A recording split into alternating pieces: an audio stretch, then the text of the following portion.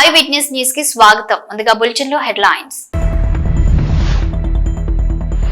అదానితో విద్యుత్ ఒప్పందాలు రద్దు చేయాలి, సిపిఎం నేతల డిమాండ్. కళ్యాణ లక్ష్మి పథకంలో కమిషన్లు గుంజుతున్నారు, నిజమని తేలితే తీవ్ర పరిణామాలుంటాయి. అధికారులకు నాయకులకు నాగర్ కర్నూల్ ఎమ్మెల్యే వార్నింగ్.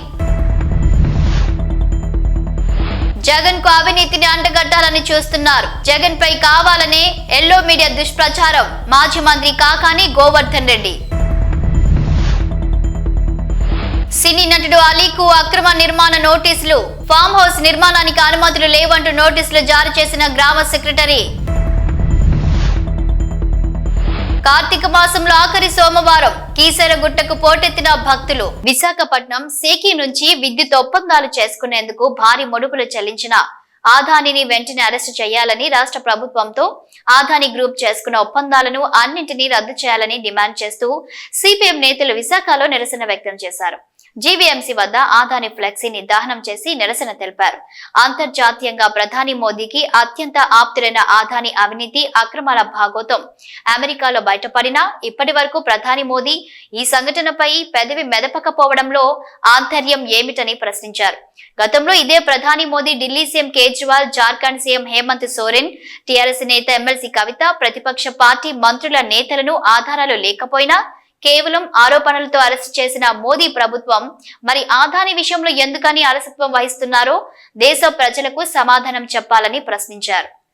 దేశంలో భారీ ముడుపుల స్కామ్ బయటపెట్టింది. అమెరికా న్యాయ వ్యవస్థ ఫెడరల్ ప్రాసిక్యూటర్లు దేశంలో సౌర విద్యుత్ ఒప్పందం విషయంలో గౌతమ్ అదానీ కంపెనీ 2029 కోట్ల రూపాయలు లంచాలు ముట్టజెప్పిందని చెప్పని ప్రకటించింది.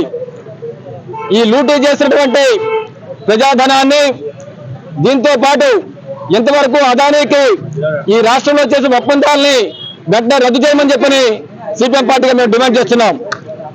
లూటీ చేసినటువంటి అదానీని, ఇతరులను తక్షణమే అరెస్ట్ చేయాలని చెప్పని మేము డిమాండ్ చేస్తా ఉన్నాం. సౌర విద్యుత్ అత్యంత చౌకగా లభించేది, యూనిట్ 50 పైసలకే దక్కేది. దాని 200 రూపాయలు చెప్పిన ప్రజల మీద భారం వేస్తున్నారు. ప్రజల మీద భారాలు వేసి ఆదానికి 1,000 కోట్ల రూపాయలు ఆదాయం సమకూర్చి లంచాలు ముడుపులు ముట్టుకోవడం చెప్పింది. ఈరోజు రాజకీయ పార్టీ నాయకులకి, అధికార పార్టీ నాయకులకి ఈరోజు రివాజుగా మారిపోయింది. అదాని ఈరోజు ప్రపంచంలోనే కుబేరుడిగా ఉన్నాడని చెప్పినంటే అదానికి కేంద్రంలో మోడీ ప్రభుత్వానికి ఉన్నటువంటి అవినాభావ సంబంధం, లింక్ అనేది ప్రత్యేకంగా కనిపిస్తా ఉంది. అందుకని ప్రజల ఆస్తుల్ని కొల్లగొట్టి అదానిని ప్రపంచ సపోర్ట్ చేసేటువంటి విధానాలు వెంటనే మోడీ ప్రభుత్వం తీసుకోవాలని చెప్పి డిమాండ్ చేస్తున్నాం. రాష్ట్ర ప్రభుత్వం వెంటనే జోక్యం చేసుకొని హైకోర్టు సిట్టింగ్ జడ్జి చేత వెంటనే విచారణ చేపట్టాలి, పూర్తి వివరాలు రాబట్టాలి.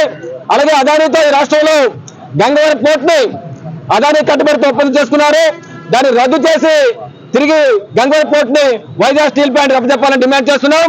దీంతో పాటు విద్యుత్ మీటర్లు పెట్టడం కోసం, స్మార్ట్ మీటర్లు పెట్టడం కోసం ఈరోజు ఒప్పందం చేసుకున్నారు. ఆ ఒప్పందం రద్దు చేయాలి.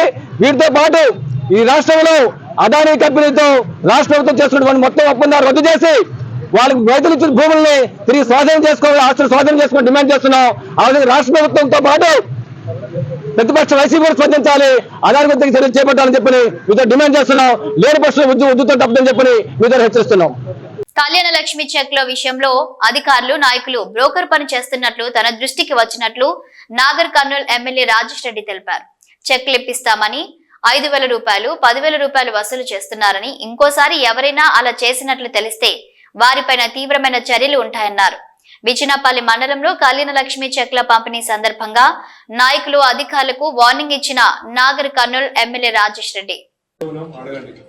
ఇంకొక విషయం నాకు తెలిసింది కొత్తగా, వాళ్ళని మాత్రం నేను వదిలిపెట్టాను. ఈ కళ్యాణ లక్ష్మి ఎంఆర్ఓ గారు మీకే ప్రత్యేకంగా చెప్తున్నా, ఎంఆర్ఓ ఆఫీస్ లా బయట నాయకులైనా సరే ఎవరైనా కళ్యాణ లక్ష్మి చెక్కుల కోసం బ్రోకర్షిప్ చేసి 5,000, 10,000 అడిగింది నాకు మళ్ళీ ఇంకొకసారి తెలిసింది నాకు ఇంకొకసారి తెలిస్తే దాన్ని ఎంక్వైరీ చేపిస్తా. ఎస్ఐ గారికి ఇప్పుడు ఇదే చెప్తున్నా, వాళ్ళని తీసుకొని బుక్కలు వేపిస్తా. గత కొన్ని రోజులుగా జగన్మోహన్ రెడ్డిని లక్ష్యంగా అదానీ గ్రూప్ తో అవకతవకలకు పాల్పడినట్లుగా అసత్య కథనాలను వన్ని వార్చుతున్నారు ఎల్లో మీడియా గ్రూప్ అని విమర్శించారు మాజీ మంత్రి కాకాని గోవర్ధన్ రెడ్డి. జగన్మోహన్ రెడ్డి పైన బురద చల్లే కార్యక్రమంలో భాగంగా అసత్య ప్రచారాలను చేస్తూ ప్రజలను మభ్యపెట్టాలని ఎల్లో మీడియా చూస్తుందని, అధిక ధర ఉన్న యూనిట్ ప్రైస్ ను సగానికి తగ్గించి తీసుకుంటే అందులో అవినీతికి ఆస్కారం ఉన్నట్లా అని ప్రశ్నించారు. ఆలోచిస్తే జగన్ ను అబాసుల పాలు చేయాలనే కుట్ర కనిపిస్తుందన్నారు. గత కొద్ది రోజులుగా జగన్మోహన్ రెడ్డి గారిని లక్ష్యంగా అదానీకి సంబంధించి యుఎస్లో ఉన్నటువంటి స్టాక్ ఎక్స్చేంజ్ కమిషన్ ఏదో ఇచ్చినటువంటి నివేదికలు అవి అయిన ఆధారంగా రకరకాలైనటువంటి కథనాలు ఎల్లో మీడియాలో రకరకాలైనటువంటి కథలు రాసి ప్రచారంలోకి తీసుకొచ్చి జగన్మోహన్ రెడ్డి గారి మీద బురద జల్లేటువంటి కార్యక్రమానికి ఈరోజు శ్రీకారం చుట్టారు. గత 15 సంవత్సరాలుగా మనం ఒక్కసారి ఆలోచన చేస్తే జగన్మోహన్ రెడ్డి గారి మీద ఏ చిన్న అవకాశం దొరికినా సరే బురద జల్లడానికి, ఆయనకు సంబంధించినటువంటి వ్యక్తిత్వాన్ని హననం చేయడానికి అనేక రకాలుగా తెలుగుదేశం పార్టీకి సంబంధించినటువంటి చంద్రబాబు నాయుడు గారి దగ్గర నుంచి అనేక పార్టీలు, మీడియా అన్నీ కలిసి ఈరోజు దుష్ప్రచారానికి ఒడిగట్టేటువంటి సంగతి మనం గమనిస్తున్నాం. ఎందుకంటే జగన్మోహన్ రెడ్డి గారిని ఆ రోజునటువంటి కాంగ్రెస్ పార్టీతో కుమ్మక్కై దాదాపుగా 16 నెలల పాటు జైల్లో ఉంచారు. ఆ రోజు సిబిఐ చెప్పింది, ఈడీ చెప్పిందని వీళ్లే కథనాలు వడ్డించి ముందు 1,00,000 కోట్ల రూపాయల అవినీతిని అన్నారు. ఆ తర్వాత 1,00,000 కాస్త 45,000 అని చెప్పి వాళ్ళ నోటితో వాళ్లే మాట్లాడారు. తీరా సిబిఐ వేసినటువంటి ఛార్జ్షీట్ వెతికి వేసినా సరే 1,500 కోట్ల రూపాయల లోపే వచ్చింది తప్ప అంతకు మించి రాలేదు. అంటే దాని మీద ఈ రోజు వరకు కూడా ఒక్క ఆధారాన్ని కూడా చూపించలేక రకరకాలైనటువంటి ప్రయత్నాలు చేస్తున్నా సరే అవి ఎక్కడా వెళ్ళి ఫలించటం లేదు. కారణం అవినీతి జరగలేదు కాబట్టి మీరే అంకెల గారెడితో ఒక్కొక్క అంకె తగ్గించుకుంటూ వచ్చి ఈరోజు మరలా ఎన్నికలు ముగిసిన తర్వాత కూడా గతంలో మీరు ఏ విధంగా 1,00,000 కోట్లు 45,000 కోట్ల రూపాయలు అని చెప్పి మాట్లాడారో, ఏ విధంగా అయితే బురద జల్లారో జగన్మోహన్ రెడ్డి గారి మీద, ఆ కార్యక్రమాన్ని మరలా 2024 ఎన్నికల తర్వాత కూడా కొనసాగించేటువంటి ప్రక్రియకి ఈరోజు మీరు శ్రీకారం చుట్టారు. ఈరోజు ఒకసారి గమనిద్దాం, అక్కడేం రాశారు, ఇక్కడేమొచ్చింది, జగన్మోహన్ రెడ్డి గారి పేరుందా లేకపోతే మరొకటి ఉందా, దాని అంశం ఏంది, ఒక రిపోర్ట్ని ఆధారంగా చేసుకొని మాట్లాడుతున్నారు. కేసు లేదు, ఇంతవరకు అది విచారణకు తీసుకోలేదు. దానికి సంబంధించి అదానీ వాళ్ళ సంస్థ ఒక ఖచ్చితమైనటువంటి బేస్లెస్ అలిగేషన్స్, మేము దీన్ని న్యాయ పోరాటం చేస్తాము, వీటికి ఏమి ఆధారాలు లేవని చెప్పి కూడా వాళ్ళు చెప్పడం జరిగింది. వికారాబాద్ జిల్లా నవాబుపేట్ మండలం ఎక్మామిడి గ్రామ పంచాయతీ పరిధిలో సినీ నటుడు అలీ ఫామ్ హౌస్ లో అక్రమ నిర్మాణాలు చేపడుతున్నారు. అక్కడ అనుమతి లేకుండా నిర్మాణాలు చేపడుతున్న నేపథ్యంలో గ్రామ secretary Shobharani Ali farm house సిబ్బందికి నోటీసులు జారీ చేశారు.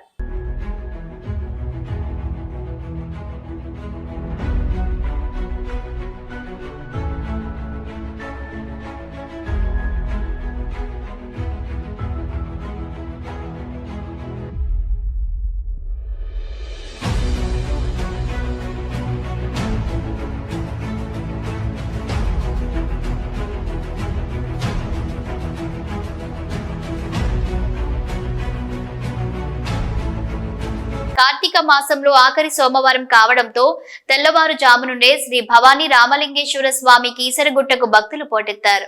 స్వామి వారికి ప్రత్యేక పూజలు, అభిషేకాలు నిర్వహిస్తున్నట్లు ఆలయ ప్రధాన అర్చకులు తెలిపారు. స్వామివారికి కార్తీక మాసంలో అత్యంత ప్రీతికరమైన దీపారాధన చేస్తూ మహిళలు తమ మొక్కులను చెల్లించుకుంటున్నారు.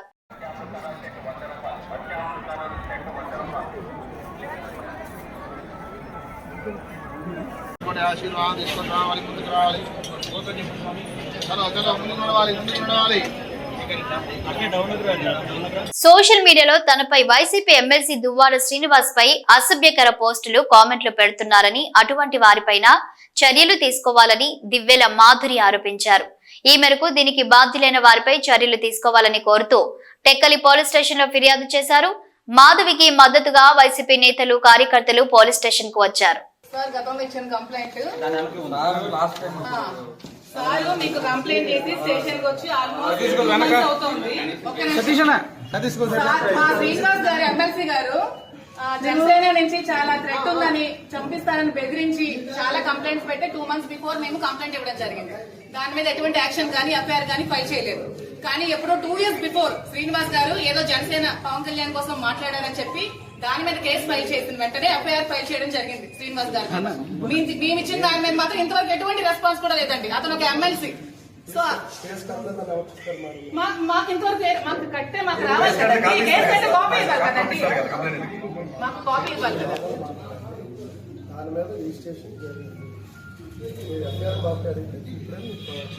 రిజిస్ట్రేషన్ జరిగితే ఎటువంటి యాక్షన్ అయినా తీసుకున్నారా? మీకు ఎవిడెన్స్ ఇచ్చారు కదండి.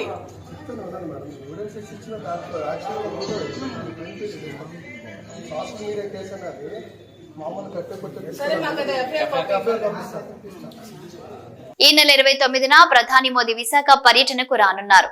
29న మధ్యాహ్నం 3:40 విశాఖకి మోదీ చేరుకుంటారు. సాయంత్రం 4 గంటలకు ఏయూ గ్రౌండ్ లో మోదీ బహిరంగ సభ జరగనుంది. టైకూన్ జంక్షన్ నుంచి ఎస్పీ బంగ్లా వరకు రోడ్ షో నిర్వహిస్తారు. అలాగే వివిధ ప్రాజెక్టులకు శంకుస్థాపన చేసి స్టీల్ ప్లాంట్ ప్రైవేటీకరణ, రైల్వే జోన్ తో పాటు కీలక ప్రాజెక్టులపై మోదీ మాట్లాడతారని తెలుస్తోంది. మహబూబాబాద్ గిరిజన మహాధర్నాకు బయలుదేరిన బీఆర్ఎస్ వర్కింగ్ ప్రెసిడెంట్ కేటీఆర్ కి మార్గ మధ్యలో యాదాద్రి జిల్లా చౌటుప్పల్ వద్ద ఘనంగా స్వాగతం పలికిన మాజీ మంత్రి సూర్యాపేట ఎమ్మెల్యే జగదీష్ రెడ్డి, మునుగోడు మాజీ ఎమ్మెల్యే కూసుగుంట్ల ప్రభాకర్ రెడ్డి, ఇతర మాజీ ఎమ్మెల్యేలు, ఎంపీలు, ప్రజాప్రతినిధులు.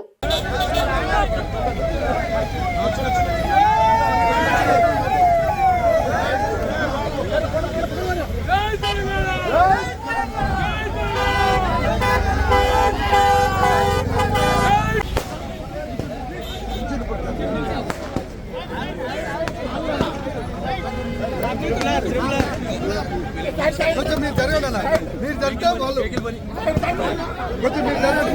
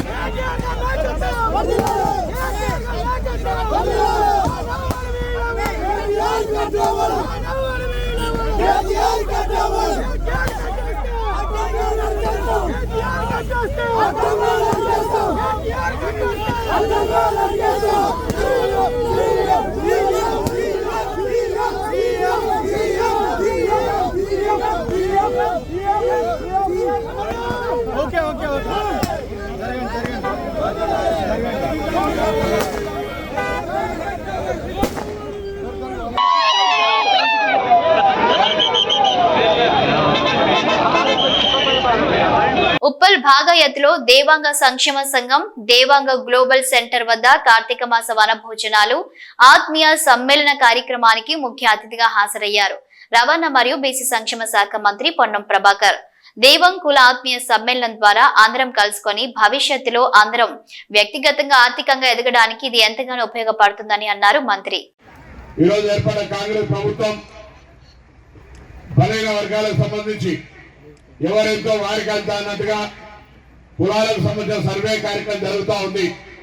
నేను ఇక్కడికి ఇచ్చిన వాళ్ళందరినీ కోరుతా ఉన్నా, మీరు మీ పక్కన ఉండబడేటువంటి వాళ్ళం కానీ మన కుల సభ్యులకు సంబంధించిన వాళ్ళు కానీ ఎవరైనా ఇప్పటికీ కుల సర్వేకు సంబంధించి సమాచార సేకరణకు సంబంధించి అధికారి మీ దగ్గర రాకపోతే దయచేసి వాళ్ళని పిలుచుకొని మీ కుటుంబానికి సంబంధించిన సమాచారాన్ని ఇవ్వడంతో పాటుగా మీ పక్కన పరిసరాల ప్రాంతాల్లో కూడా అందరి సమాచారాన్ని ఇప్పించే విధంగా ప్రోయాక్టివ్ గా పనిచేయాలని సందర్భంగా మీ అందరూ విజ్ఞప్తి చేస్తున్నాం.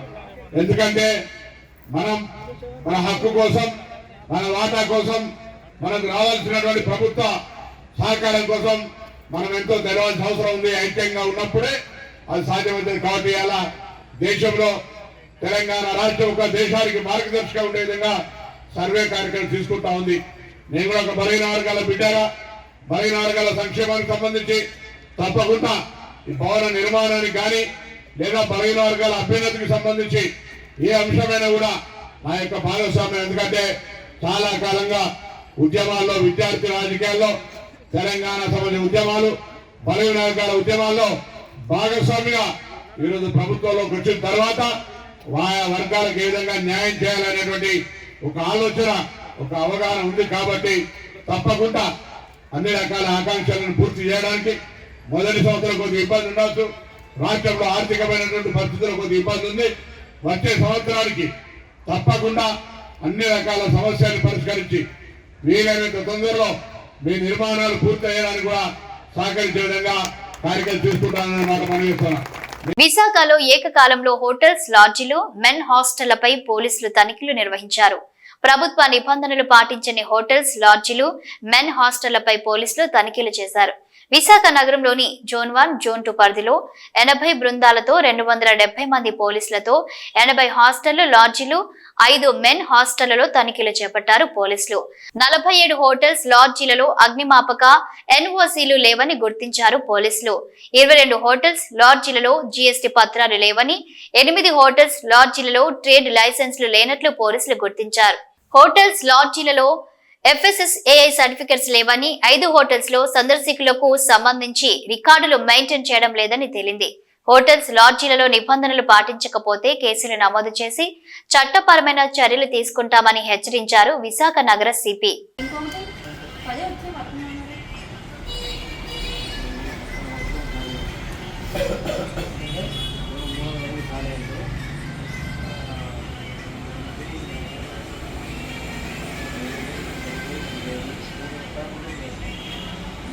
ప్రకాశం జిల్లా బేస్తవారిపేట మండలం పూసలపాడు గ్రామ సమీపంలోని శాంతినగర్ వద్ద అమరావతి అనంతపూర్ జాతీయ రహదారిపై సోమవారం తెల్లవారుజామున రోడ్డు ప్రమాదం జరిగింది. ఈ రోడ్డు ప్రమాదంలో ట్రాక్టర్ను వెనుక నుంచి కారు ఢీకొట్టింది. ఈ ఘటనలో ఒకరు అక్కడికక్కడే మృతి చెందగా 3కి గాయాలయ్యాయి. గాయపడ్డ వారిని గిద్దలూరు ప్రభుత్వ ఆసుపత్రికి తరలించారు. ఈ రోడ్డు ప్రమాదానికి పొగమంచే కారణం. తెల్లవారుజామున జరిగిన రోడ్డు ప్రమాదంలో కర్నూలుకు చెందిన ఇమ్రాన్ ఖాన్ మృతి చెందిన విషయం తెలిసిందే. అయితే ఒంగోలు నుంచి కారులో కర్నూలు వెళ్తున్న క్రమంలో బేస్తవారిపేట సమీపంలో పొగమంచు ఎక్కువగా ఉండటంతో కనిపించక ఒక్కసారిగా కారు ట్రాక్టర్ను ఢీకొంది. పొగమంచు వల్ల ఈ రోడ్డు ప్రమాదం జరిగినట్లు బేస్తవారిపేట ఎస్ఐ రవీంద్రారెడ్డి వెల్లడించారు.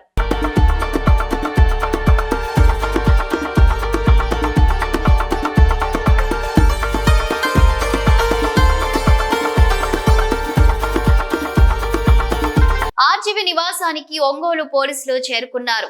హైదరాబాద్ జూబ్లీహిల్స్ ఆర్జీవి అరెస్టుకు రంగం సిద్ధం చేశారు పోలీసులు. ఆర్జీవి నివాసానికి చేరుకున్నారు పోలీసులు. నేటి విచారణకు హాజరు కాలేనున్న రామ్ గోపాల్ వర్మ. ఆర్జీవిని అదుపులోకి తీసుకునే అవకాశం.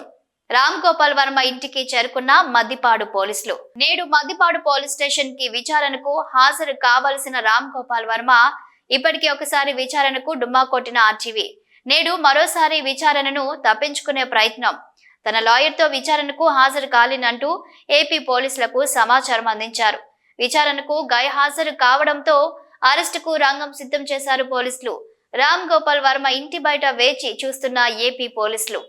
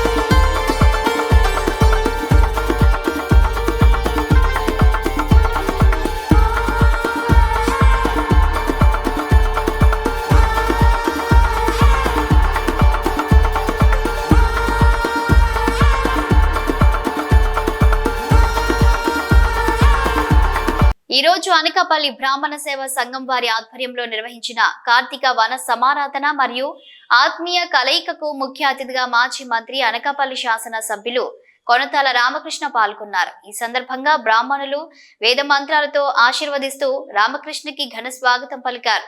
ఈ కార్యక్రమాన్ని ఉద్దేశించి రామకృష్ణ మాట్లాడుతూ బ్రాహ్మణులంటే బ్రహ్మతో సమానమని సంబోధించారు.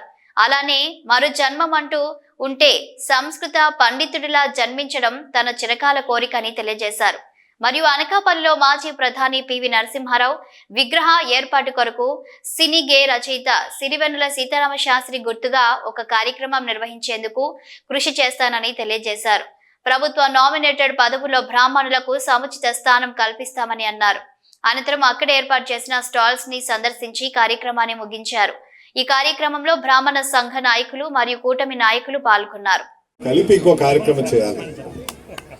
అదేమిటంటే ఈరోజు ఈ దేశం మళ్ళీ పూర్వవైభవానికి వచ్చే విధంగా ఇంత ఎత్తుగా 5వ పెద్ద ఆర్థిక వ్యవస్థగా ప్రపంచంలో తయారైందంటే దానికి ఎవరు నాంది పలికారు చెప్పండి? పివి నరసింహారావు గారు, మన భారతరత్న పివి నరసింహారావు గారు. అటువంటి పివి నరసింహారావు గారి విగ్రహం మన అనకాపల్లిలో ఒకటి పెట్టుకోవాల్సిన అవసరం ఉంది. దానికి మీ అందరి సహకారం కావాలి. మహనీయుడు. ఆ రోజు ఆయన ప్రధానిగా రాకపోయి ఉంటే నా అదృష్టం ఏంటంటే ఆయనతో కలిసి పనిచేసే అవకాశం వచ్చింది. ఆయన కమిటీలో ప్లానింగ్ కమిటీలో ఉండేవాడు నేను, పార్లమెంట్ కమిటీలో. అందులో 7 ఉండేవాళ్ళు. మాకు ఏం పేరు పెట్టారు చూసండి, ఆయన సప్తఋషులు అని పేరు పెట్టారు. ఏమైనా విద్య ఎందుకు తీసుకున్నామని అడిగారు. అసలు ప్లాన్ తెలిస్తే కదండి దేశం ఏం జరుగుతుందో తెలుస్తుంది, అందుకు తీసుకున్నా అంటే శభాష్ అన్నారు. అటువంటి మహనీయుడి దగ్గర పనిచేసినట్టు అదృష్టం నాకు కలిగింది. అటువంటి మహనీయుడికి చిరకాలం భావితరాలు కూడా జ్ఞాపకం పెట్టుకొని ఈ దేశం మళ్ళీ పూర్వవైభవం వచ్చిందంటే ఆ పివి గారు వేసినటువంటి బీజమే ఈరోజు ఇలా అయిందని చెప్పుకోవాలి. అంతా ఈరోజు విశాఖపట్నం స్టీల్ ప్లాంట్ ఉన్నదంటే చాలామంది పేర్లు చెప్తున్నారు. అసలు బీజం ఎవరేసారో తెలుసండి? పివి నరసింహారావు గారి హయాంలో అది మూసివేయాలి. అంతకుముందు నేషనల్ ఫ్రంట్ ప్రభుత్వం 11,000 కోట్ల రూపాయలతో అది అమ్మేయడానికి తీర్మానం చేశారు. మేము వచ్చాక ఆంధ్రుల ఆత్మాభిమానంతో ఆంధ్రులు కలిసి సాధించుకున్నది. ఒక ఆంధ్రుడు ప్రధానమంత్రిగా ఉంటుండగా ఇది వెళ్ళిపోతే చాలా తీవ్రమైన అపకీర్తి వస్తుందండి మనకు అన్నప్పుడు అందరూ అధికారులు అందరూ వ్యతిరేకంగా ఉన్నారు, మంత్రులు అందరూ వ్యతిరేకంగా ఉన్నారు. అయినప్పటికీ ఫైల్ తెప్పించుకొని దాన్ని క్యాపిటల్ రీస్ట్రక్చర్ చేసి మళ్ళీ నిలబెట్టి ఈరోజు అట్లా ఉన్నదంటే కేవలం ఆయన వల్లే ఉంది. ఈరోజు అంటే చరిత్ర చాలామంది మర్చిపోయారు, కానీ దానికి నాంది పలికింది ఆయన. లేట్ ఇప్పుడు ప్రైవేటైజ్ అయిపోవాల్సిందే. అటు ఆయన దౌటి పెట్టుకోవాలి. రెండోది ఏంటంటే మన మధ్య ఇక్కడ పుట్టి పెరిగినటువంటి ఇంకో ఆయన ఉన్నారు మనకి, సిరివెన్నెల సీతారామ శాస్త్రి గారు. సీతారామ శాస్త్రి గారు సినిమాలు చూడలేకపోయినా కానీ ఆయన పాటలు అయితే వినే అవకాశం కలిగింది. ఎందుకంటే మా అన్నగారు కూడా సీతారామ శాస్త్రి గారు తండ్రి గారు యోగి గారు అనుకుంటారు, యోగి గారి దగ్గర చదువుకున్నారు. ఆయన హిందీ ఆయన దగ్గర చదువుకున్నారు. ఆయనకి 14 భాషలు వచ్చు. పివి నరసింహారావు గారు ఎంత మేధావో మన దగ్గర యోగి గారు అంత మేధావి, బహుభాషా కోవిదుడు. అటువంటి సిరివెన్నెల సీతారామ శాస్త్రి గారు కూడా మనం సముచితంగా గౌరవించుకునే విధంగా ఇక్కడ అనకాపల్లిలో ఒక కార్యక్రమం చేసే కార్యక్రమం చేద్దాం. ఎందుకంటే ఆయన పుట్టి పెరిగినటువంటి ఊరు కాబట్టి మనం అటువంటి కార్యక్రమం చేయాలి. దానికి మీ సహకారం కావాలి. ఇవి బులెటిన్ అప్డేట్స్.